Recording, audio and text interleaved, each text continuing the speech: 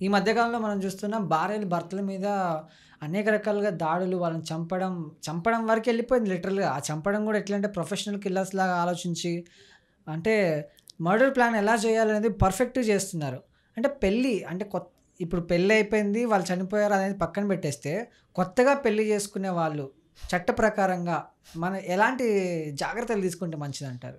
ఇదైతే నిజమే. ఎందుకంటే ఇట్లా న్యూస్ ఫీడ్ ఓపెన్ చేస్తే చాలు వైఫ్ హస్బెండ్‌ని చంపింది. వైఫ్ హస్బెండ్ చంపింది. అండ్ రీజన్ వస్తే వాళ్ళ బాయ్ ఫ్రెండ్ కోసం చంపింది. ఈ న్యూస్ తప్ప లిటరల్లీ న్యూస్ ఫీడ్‌లో చూడడానికి ఏం దొరకట్లేదు ఈ మధ్యలో. సో, ఫస్ట్ థింగ్ ఏం చేయాలంటే ఏ అబ్బాయిని, అమ్మాయిని పెళ్లి చేసుకోవాలనుకున్నప్పుడు ఫస్ట్ థింగ్ ఏందంటే బేసిక్ ఏందంటే ఎంక్వైరీ చేసుకోవాలి. అమ్మాయి ఎట్లాంటిది, అబ్బాయి ఎట్లాంటిది. ఎంక్వైరీ లేకుండా పెళ్ళిళ్ళు చేసుకోవడం అయితే నా దృష్టిలో అయితే చాలా తప్పు. ఎందుకంటే ఒక్కసారి పెళ్లి చేసుకున్న తర్వాత తిరిగి వెనక్కెళ్ళలేరు. మినిమమ్ బేసిక్ ఎంక్వైరీ అనేది చేపించుకోవాలి. అది కాకుండా పెళ్ళికి ముందు ప్రీ నప్టల్ అగ్రీమెంట్ లాగా ఒకటి చేసుకుంటే ఏందంటే ఆహ్, పెళ్ళైన తర్వాత టర్మ్స్ అండ్ కండిషన్స్ ఎట్లుంటాయి. టర్మ్స్ అండ్ కండిషన్స్ అంటే నేను లీగల్‌గా టర్మ్స్ అండ్ కండిషన్స్ అంటలేను. ఈ ఎక్కడున్నాం, ఎలా ఉందాం ఇవన్నీ కూడా క్లియర్‌గా మాట్లాడుకొని అన్ని విధాలుగా ప్రతి విషయం ఏ టు జెడ్ మాట్లాడుకున్న తర్వాత పెళ్లి చేసుకోవడం బెటర్. అండ్ అబ్బాయిలు తీసుకోవాల్సిన కేర్ ఏంటంటే బేసికల్లీ ఇది అడ్వకేట్‌లాగా చెప్పాలి వద్దో నాకు తెలీదు గానీ అబ్బాయి మీ పేరు మీద ఆస్తులుంటే మాత్రం చాలా కష్టం. ఎందుకంటే అది యాలిమని చెప్పేసి ఇప్పుడు ఇవాళ కేస్ చూస్తే ఏందంటే అమ్మాయి 4 మంత్స్ అయింది పెళ్లి చేసుకొని యాలిమని ఇవ్వడానికి ఆ అబ్బాయి వాళ్ళ ఆస్తంతా అమ్మేసి ఇవ్వాల్సొచ్చింది. సో, బే ఈ ఆస్తి అనేది అబ్బాయి పేరు మీద ఉండకుండా పేరెంట్స్ పేర్ల మీద ఉంటే ఏందంటే యాలిమనీ అది కొంచెం సేవ్ అవ్వచ్చు. ఎండ్ ఆఫ్ ద డే ఇప్పుడు ఆ అబ్బాయి ఏ ఆస్తి ఉన్నా కూడా అమ్మ, నాన్న ఆస్తే ఆ అబ్బాయిది కాదు కదా! సో, ఆ ఆస్తి అమ్మే స్టేజ్ తీసుకురాకుండా అదొకటి చూసుకోవాలి. ఇంకోటేంటంటే ఇప్పుడు ఈ అఫైర్స్ ఇవన్నీ కూడా అయితే ఆపలేము. అది నేచర్‌లో ఎవరు ఆపలేరు. అది అవుతూనే ఉంటాయి. ఈ లేడీస్ ఆలోచించే వాళ్ళు క్రిమినల్ మైండెడ్‌గా ఆలోచిస్తూనే ఉంటారు. అది ఎవ్వరు కూడా పసిగట్టలేరు. మరి ప్రతిరోజు గూడా నా వైఫ్ ఏం చేస్తదని భయపడుతూ ఏ హస్బెండ్ బతకలేడు. డౌట్ కూడా చేయడు గదా!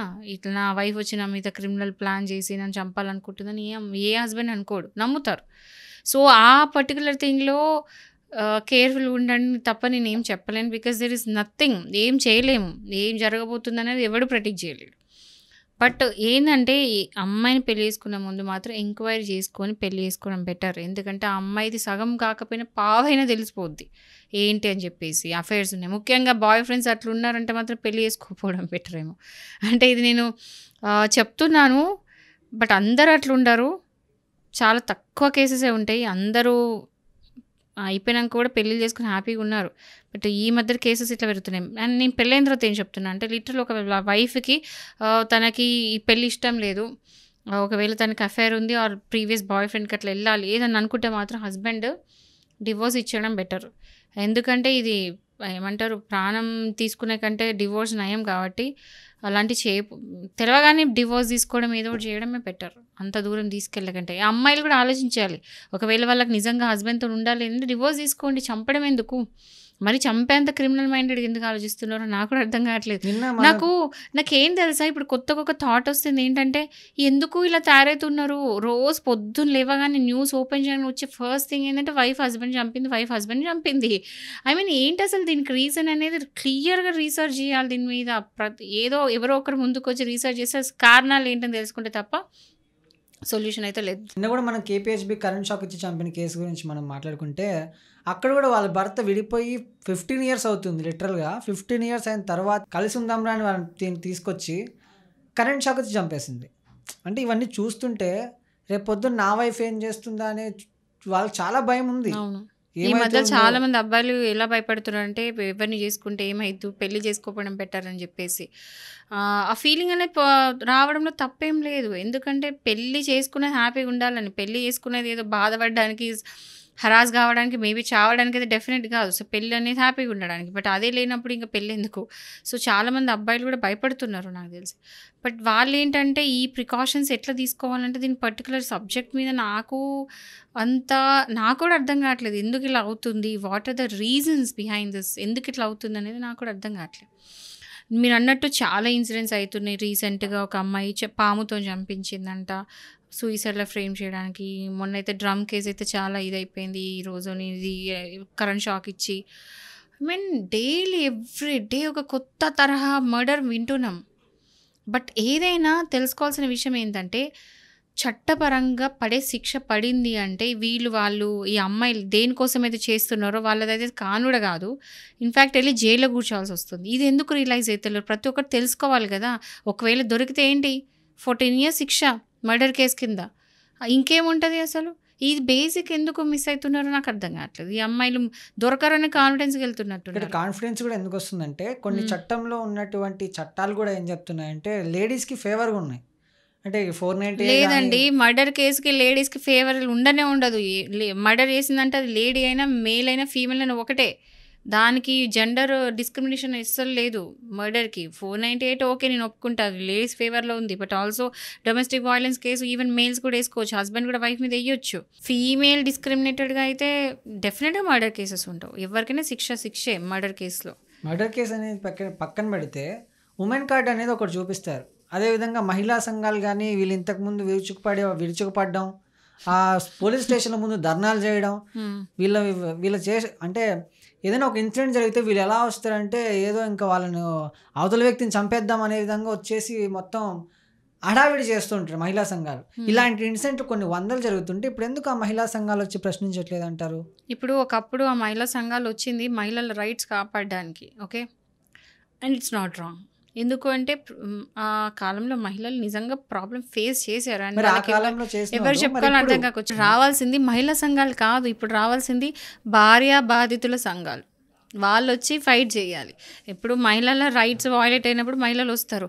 అంతేగాని మహిళలు తప్పు చేస్తుంటే మీరు తప్పు చేసినామని వచ్చి సపోర్ట్ ఎందుకు చేస్తారు? Logically no. సో భార్య బాధితులు అందరూ ఒక సంఘంలో ఫామ్ అయ్యి ఇది వచ్చి ఫైట్ చేయాలేమో. మేబీ మనం చూస్తున్నాం కదా, ఈవెన్ మేల్స్ కూడా ప్రొటెక్ట్ చేసే ఈవెన్ ట్రస్టులు ఉన్నాయి, సొసైటీస్ ఉన్నాయి, హెల్ప్ లైన్స్ ఉన్నాయి. మనం మాట్లాడుకున్నట్టు హెల్ప్ లైన్స్ ఉన్నాయి. ఒకవేళ ఎవరైనా అట్లాంటి ప్రాబ్లం ఫేస్ చేస్తే డెఫినెట్గా వెళ్ళి వాళ్ళ హెల్ప్ లైన్ తీసుకొని మెంటల్ హెల్త్ కోసము, లేదా డివోర్స్ కేసెస్, లేదా డొమెస్టిక్ వైలెన్స్ కేసెస్ ఇలాంటివి ఏమున్నా, సూసైడ్ థాట్స్ అట్లాంటివి ఉన్నా కూడా హెల్ప్ లైన్ తీసుకోవచ్చు, సపోర్ట్ తీసుకోవచ్చు. బట్ ఎక్కడ చూసుకున్నా ఒక ఉమెన్ కార్డ్ అనేది ఉంది మహిళల ముందు. మెట్రోలో కూడా చూసుకుంటే మహిళలకు సపరేట్ కోచ్ అని. అంటే ఇప్పుడు ఇది తీసేయాలి ఇంకా. ఎందుకంటే మహిళలు అబ్బాయిలు ఏవైతే చేస్తున్నారో అమ్మాయిలు దానికి మించి చేస్తున్నారు. ఇవన్నీ చూస్తుంటే నెక్స్ట్ అర్ధరాత్రి 12 గంటల అమ్మాయి తిరిగితే ఎట్లా స్వాతంత్రం వచ్చింది అనేది పక్కన పెట్టేసి అబ్బాయి బయట తిరగాలంటే భయం వేసే సిచ్యువేషన్స్ కూడా వస్తాయేమని భయం వేస్తుంది కొంతమందిని చూస్తుంటే. ఇప్పుడు మీరు ఇంత మాట్లాడుతున్నారు కదా, do you really think daily rape cases అవుతలేవా? అవుతున్నాయి. But daily rape daily cases ఎన్ని వింటున్నారు? డైలీ రేప్లు ఎన్నైతే అవుతున్నాయో మర్డర్స్ కూడా అంటే సో భార్యని కో ఎగ్జిస్టెంట్ ఈ ప్రాబ్లం ఉంది, ఈ ప్రాబ్లం ఉంది. రేప్ కేసెస్ ఉంటున్నాయి డైలీ బేసిస్లో. Listening so many rape cases everyday వింటానే ఉన్నారు కేసులు. ఈవెన్ చిన్న చిన్న పిల్లలు 3 నెలలు 4 నెలలు అని తేడా లేకుండా ఈ కేసెస్ వింటున్నాం. ఒక దిక్కు వైఫ్ హస్బెండ్ చంపుతున్న కేసెస్ ఉన్నాయి, ఈక్వల్గా బ్యాలెన్స్ అవుతున్నాయి. సో ఇది ఉన్నాయి కదా అని చెప్పేసి మీరు అన్నట్టు మహిళలు రాత్రిపూట తిరగని వాళ్ళకేం ప్రొటెక్షన్ ఇవ్వద్దు. అదే ఈక్వల్ బ్యాలెన్స్ మీరు అన్నట్టు అన్నప్పుడు మెట్రోలో మేబీ ఆ ప్లేస్ అనేది ఓకే ఫైన్, ఇవ్వకండి. ఇప్పుడు ఈక్వల్ అని అంటున్నారు కదా, ఇవ్వకండి. అమ్మాయిలకి సీట్స్ అవసరం లేదు, ఇది అవసరం లేదు. బట్ ప్రొటెక్షన్ మాత్రం ఖచ్చితంగా ఉండాలి. పోలీస్ సెక్యూరిటీ ఉండాలి, వాళ్ళకి యాప్స్ ఉండాలి. ఇవన్నీ అవి 498 ఏవైతే ఉన్నాయో ఎట్లున్నాయో అవి అట్లనే ఉండాలి. లేడీస్కి ఇచ్చే ప్రొటెక్షన్ వాళ్ళకి ఇవ్వాలి. But at the same time equality అంటున్నారు కాబట్టి మీరు అన్నట్టు మిగతా మెట్రో ఆ చిన్న చిన్న ఏమన్నా మేబీ ఓకే మేల్స్కి ఈక్వల్గా తిరుగుతున్నారు ఫీమేల్స్ కాబట్టి తీసేయండి, పర్లేదు కదా. Okay, thank you. బట్ ఏదేమైనప్పటికీ ఈ మధ్యకాలంలో మనం చూసుకుంటే భర్తల్ని భార్యలు చంపడం అనేది చాలా అంటే ఓపెన్ చేస్తే అవే కనిపిస్తున్నాయి. దయచేసి ఎవరైతే ఆ ఉద్దేశంతో ఉన్నారో వాళ్ళు ఆ ఉద్దేశాలు మానుకోండి. సో జాగ్రత్తగా ఉండండి.